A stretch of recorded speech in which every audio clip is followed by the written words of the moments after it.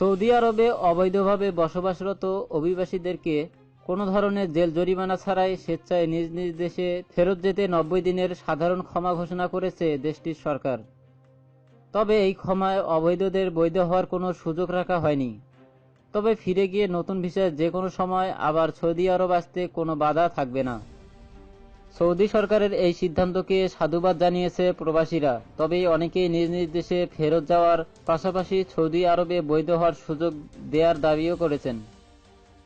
90 দিনের এই সাধারণ ক্ষমায় যারা হজ, উমরা ভ্রমণ অথবা ট্রানজিট ভিসা নিয়ে নির্ধারিত সময়ে ফেরত না গিয়ে অবৈধভাবে অবস্থান করছেন, তারা দূতাবাস থেকে আউটপাস সংগ্রহ করে সৌদি ইমিগ্রেশন বিভাগ থেকে ফিঙ্গারপ্রিন্ট দিয়ে নিজ নিজ দেশে ফেরত যেতে পারবেন।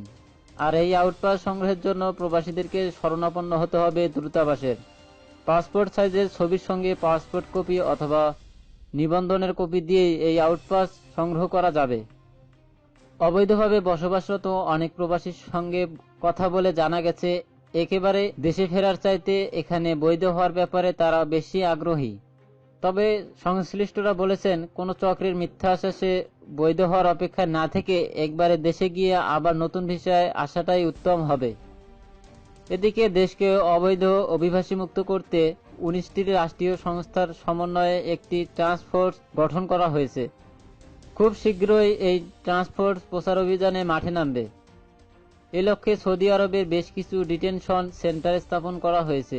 এর মধ্যে রিয়াদে 13টি, পূর্বাঞ্চলীয় প্রদেশে 6টি, মক্কায় 4টি, আল কাসিমে 3টি, মদিনায় 3টি, আশিরে 3টি, তাবুকে 3টি, আল বাহারে 2টি, আল জৌফে 2টি, উত্তরাঞ্চলীয় সীমান্তে 2টি, জিজানে 1টি, নাজরানে 1টি এবং আইলে 1টি।